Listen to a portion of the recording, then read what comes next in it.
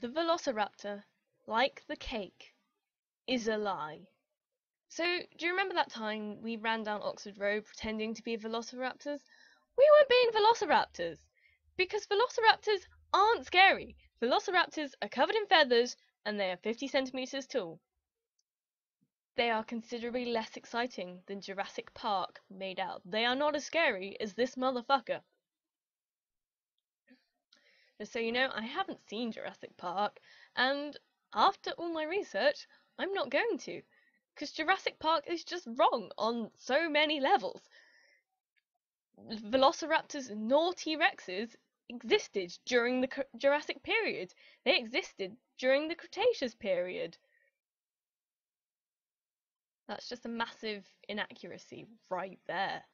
The raptor you see in Jurassic Park isn't a raptor. It's actually a Deinonychus. Deinonychus. That's a great word to say, Deinonychus. Who was mislabeled as a raptor subspecies by Gregory Poole in 1988, and that is why the film is wrong.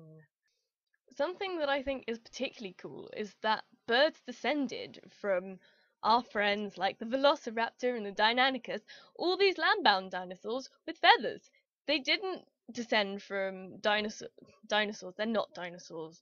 They're pterosaurs, technically, like the pterodactyl. They all got wiped out. They did not evolve into birds. It was the land ones that did. And I think that's kind of cool because it means that evolution was like, fuck you, big meteor! You may have destroyed my one flight mechanism, but I will rise again, and my creatures that I evolve because I am evolution will be able to fly later. And I think it's nice that despite history, birds can fly. Did you know that Tyrannosaurus rexes were actually cannibals? They were fucking stupid. They weren't to know what they were eating half the time. But basically, a load of paleontologists found some Tyrannosaurus rex bones with some bite marks in them, and the only dinosaur that was big and scary enough to eat through a Tyrannosaurus rex 65 million years ago was a Tyrannosaurus rex. So they ate each other. But it's more likely that they just scavenged each other because they didn't know what the fuck the shit they were doing. Because dinosaurs were so stupid, the genii of the dinosaur race was the Troodon, and it was just about smart as a modern opossum. Like, that was the height that dinosaurs reached in smarts. The Troodon was smart enough to care for its young and think, hey, maybe I shouldn't let my babies be eaten, and maybe then my race will continue. Like, they had that instinct. I mean, for an example of how stupid dinosaurs were, the Stegosaurus had like a walnut-sized brain, and like it was so small that one guy actually thought, "Hey, that empty cavity in its ass might be for a second brain," which would have been really cool, but it wasn't. They reckon that empty cavity just by its tail was actually for storing food in the form of glycogen. Really hard to measure how smart a dinosaur is because you can't measure a dinosaur's IQ because they are dead. So instead you have to measure their EQ, which is their encephalization quotient. That's a fucking mouthful. But basically what that is, it's a ratio of brain to body size, and then that's compared to other animals.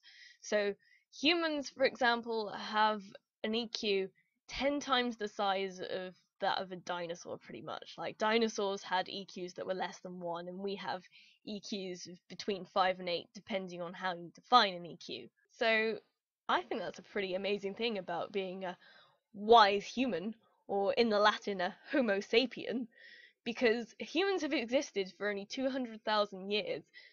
Dinosaurs were around for 162 million years, and if you compare the time that we've been around for and how much we've evolved during that time, humans are just like here,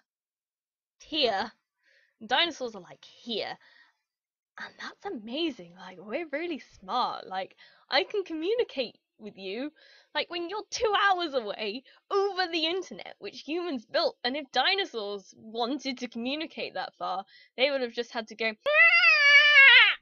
like really loud. To be fair, I say this, but one man called Dale Russell theorized that if the Troodon, the smartest dinosaur had been able to continue to evolve rather than being wiped out by a meteor, then maybe he would have developed a human-sized brain, and we would be living with reptiles that, could work the internet and could type and stuff.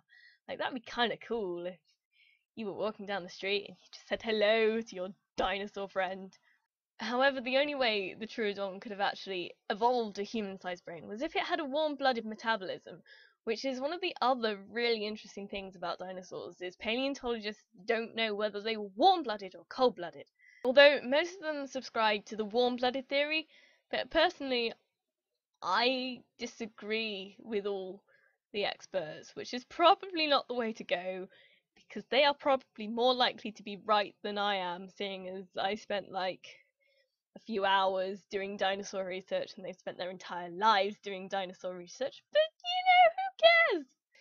So the reason that paleontologists think that dinosaurs are more likely to be endotherms is because of a dinosaur's superactive lifestyle. Like a Tyrannosaurus Rex just had to run around all the time eating all the other dinosaurs, and with a cold-blooded system it would have been kind of hard to do that. And also because it would be quite a strain on their circulatory system if they were cold-blooded. Like, some dinosaurs, if they held their heads up, then they would just faint because their blood wouldn't be able to get to their heads if they had a cold-blooded metabolism. Like, it just wouldn't work. Some of the most interesting proof that I would be more inclined to believe comes from our modern-day mammals, and it's only just been found actually, and that's to do with the bones that dinosaurs have, and that mammals have, and that reptiles have. In cold-blooded creatures, you find something called lag, which are lines of arrested growth in their bones, and these appear when conditions are scarce and reptiles can't really afford to grow because they rely so heavily on their environments that it shows up in their bones that they're growing less.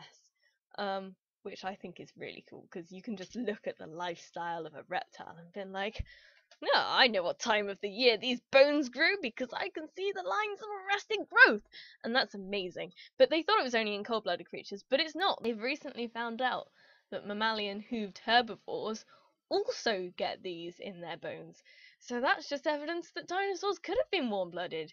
Like, who knows? It's all crazy! A pretty good argument for dinosaurs being cold-blooded is that endotherms have something in their heads that dinosaurs don't, and that's a respiratory turbinate, which is a place where moisture is stored during respiration. I don't really understand it, but basically, endotherms have it and dinosaurs don't, and it would be really hard for dinosaurs to be warm-blooded without it, because they wouldn't keep enough moisture in their brains. But my main argument that I subscribe to most for dinosaurs being cold-blooded, like, putting that aside, is that they're so fucking big. And the only real reason that they are so fucking big would be because of being cold-blooded, because the other reasons are there was so much food and self-defense, and like, loads of creatures would be small and then they wouldn't need to defend themselves because they'd all be tiny creatures, and just that much food isn't really a good enough reason to be fucking huge. So the reason cold blood and size go hand in hand is when you are that big and you are cold-blooded, your metabolism does something called homeothermy, and that's basically because you're so fucking big, it takes you a really long time for you to either cool down or warm up, so you remain at a pretty much constant temperature all the time, because they had pretty hot days in the Jurassic and Cretaceous periods, and pretty cold nights, so your temperature wouldn't really change. You'd just kind of fluctuate very slightly. It wouldn't be a big deal. And if you were that big and you were warm-blooded, then you just bake from the inside and you would die. Like, dinosaurs couldn't be that big and have warm blood. That's just such a good argument for having cold blood. An argument that I didn't read but came up with myself, which isn't really particularly valid for why dinosaurs would be cold-blooded, is because they didn't evolve later, and a warm-blooded metabolism is going to be more complex than a cold-blooded metabolism. And, like, they didn't have particularly complex brains, so why should they have a complex metabolism? I think it's more likely they were cold-blooded just because it was earlier in history. Mind you, it's entirely possible that dinosaurs were neither endothermic or ectothermic. Some people think they could have been somewhere in between, because there are some animals, such as the platypus, which are warm-blooded, but, like, have some cold-blooded traits, although I won't go into those. But they could have been anything. Like, we don't know.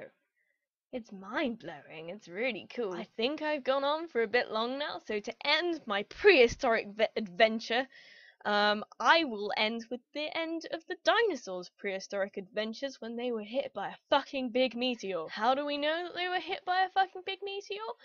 Because there is a layer of rock that was put down 65 million years ago, which is unusually rich in iridium. And there is a crater that was also put down 65 million years ago that is over 100 miles across in diameter.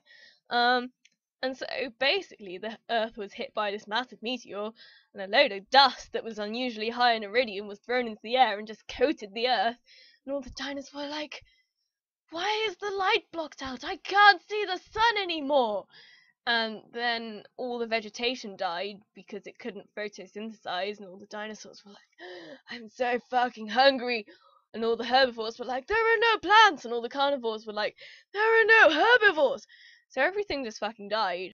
And some people also say that there is an Elasmosaurus living in Loch Ness, but don't fucking believe them. Like, no, there is no plesiosaur in Loch Ness. They did not survive. Why would one plesiosaur live that long? You'd at least need two.